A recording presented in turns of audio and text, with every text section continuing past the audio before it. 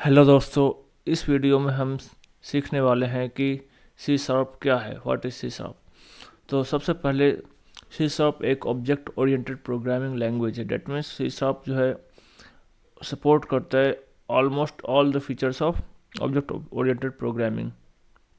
और जो strongly typed है, डेट मीन्स ये केस सेंसिटिव है। और सी शार्प ओपन सोर्स भी है, जो कि डॉट नेट फाउंडेशन के अंदर आता है। और इसके सारे सोर्स कोड को हम देख सकते हैं क्योंकि ओपन सोर्स है।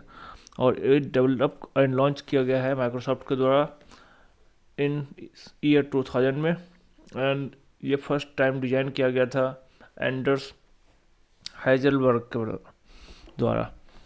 और इसका करंटली द लेटेस्ट वर्जन जो है वो 9.0 है, जो कि रिलीज हुआ है अभी हाल में ही 2020 में, और with dot net framework 5.0 version के साथ, और विजुअल स्टूडियो 2019 वर्जन 16.8 के साथ।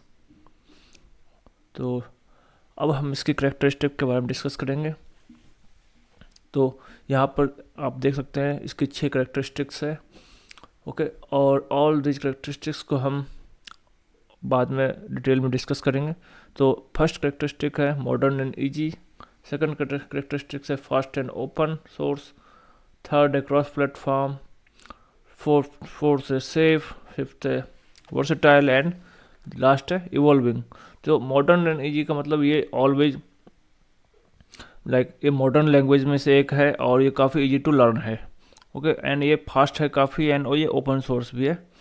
ओके, एंड ये हर प्लेटफॉर्म को सपोर्ट करता है, और इसके बनाए गए और डिजाइन किए हुए सॉफ्टवेयर हर प्लेटफॉर्म पर रन हो सकता है, like Android, iOS, Mac OS, Ubuntu और any other Linux operating system and Windows as well. Okay, और ये लैंग्वेज काफ़ी सेफ है। ओके, एंड ये वर्सटाइल भी है, मतलब ये हर प्लेटफॉर्म को सपोर्ट भी करती है। ओके, एंड ये इवॉल्विंग भी है, जो कि टाइम टू टाइम खुद को इवॉल्व कर रही है। ओके, तो ये जैसा कि आप द फर्स्ट पॉइंट है करेक्टरिस्टिक का मॉडर्न एजी, यहाँ पर आप देख सकते हैं ये सपोर्ट करता है सारी kind of modern date software development features को। ओके, जैसे कि सॉफ्टवेयर डेवलपमेंट फीचर्स हो सकते हैं mobile application development, web application development, और any like window based application development. Okay, ये हर टाइप के लेटेस्ट लैंग्वेज प्रोग्रामिंग लैंग्वेज के फीचर्स को भी सपोर्ट करता है, जैसे कि लैम्डा एक्सप्रेशंस हो गए, जेनरिक्स हो गए, और एनोनिमस टाइप वेरिएबल्स हो गए, एक्सप्रेशन हो गए, असिंक्रोनस प्रोग्रामिंग्स हो गए, tuples, matrix matching and many more. Okay, तो ये हर चीज़ को सपोर्ट करता है। ओके, एंड इसका सिंटेक्स जो लिया गया है सी शार्प का, वो लिया गया है सी शार्प, C++ से, जावा से, पास्कल से, एंड कुछ अदर लैंग्वेज और भी है जिससे कि इसको अडॉप्ट किया गया है। और ये ऑल जो ये लैंग्वेज हैं C++, जावा, पास्कल, ये सब काफ़ी इजी टू लर्न है फॉर अ डेवलपर। ओके, तो ये फास्ट एंड ओपन सोर्स है, जैसे कि देख सकते हैं ये डॉट नेट फाउंडेशन के द्वारा के अंडर आता है, और ये ओपन सोर्स है कम्प्लीटली, और ये गवर्न किया जाता है माइक्रोसॉफ्ट के द्वारा। तो आप समझ सकते हैं काफ़ी बैकएंड जो है well company, well developed company है, जो कि इसको मॉनिटर एंड गवर्न कर रही है always.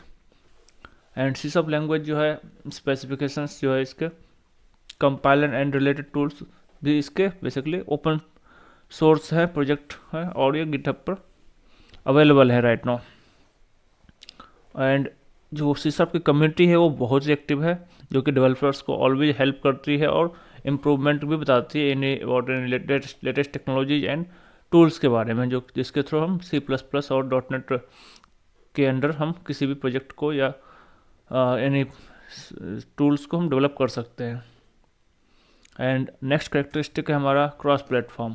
Cross platform that means simply कि ये लाइनक्स, विंडोज, मैक और any other platform, mobile platform पर भी एग्जीक्यूट और रन कर सकते हैं इसके बनाए गए softwares.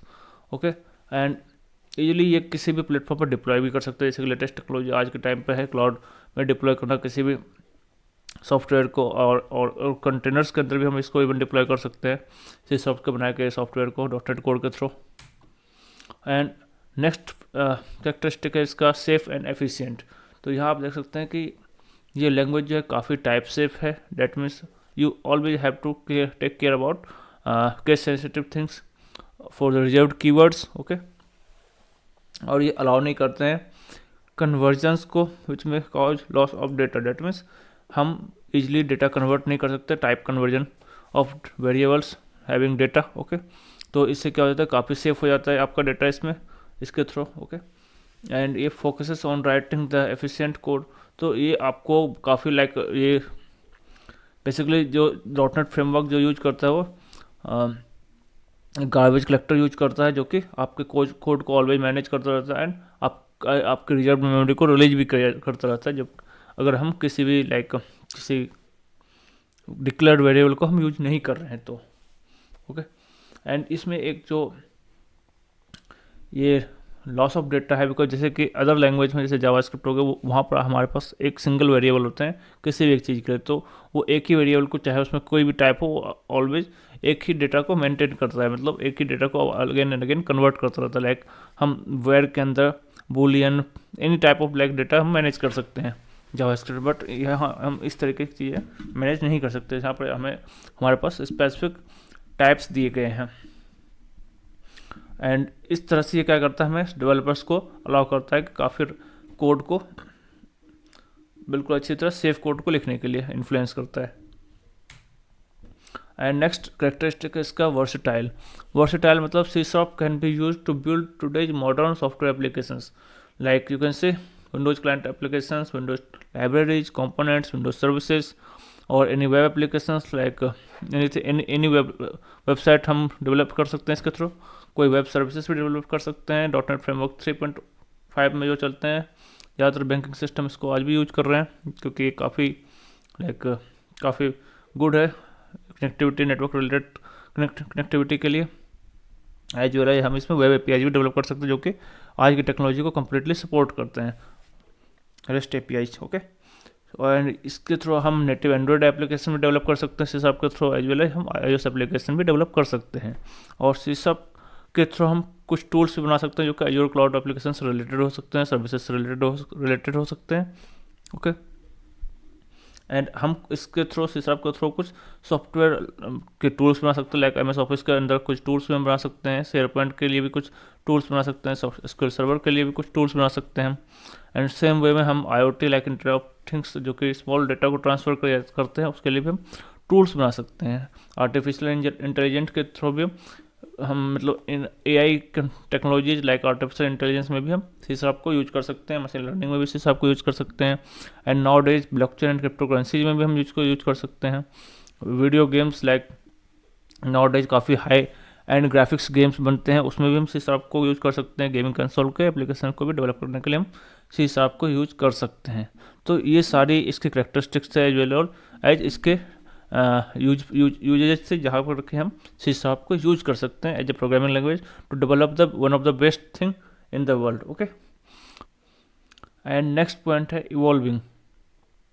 C# always and always खुद को इवॉल्व कर रहा है। ओके, टाइम टू टाइम ये अपने आप को इवॉल्व करता रहता है, और ये one of the very fastly rapid growing language में की लिस्ट में भी शुमार है और शामिल है।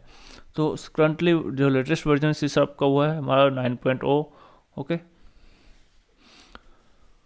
एंड जो कि लॉन्च किया गया है ईयर 2020 में, and it is evolving faster than any other language you can see here. Okay, ये काफ़ी रैपिडली खुद को चेंज कर रहा है, न्यू टेक्नोलॉजीज और न्यू थिंग्स को अडॉप्ट कर रहा है। ओके, तो यहाँ पर आप देख सकते हैं इनिशियली C# को जो डिज़ाइन किया गया था वो only Windows platform related applications को ही सपोर्ट करने के लिए किया गया था, बट नाउ डेज ये anything anywhere it can be used to create any application, to create anything like anything related to the software. Okay, तो इस वीडियो में इतना ही। Okay, so from next video we will talk more details about the C#. Okay, thank you दोस्तों, thank you for watching this video and subscribe करना ना भूलें। Thank you.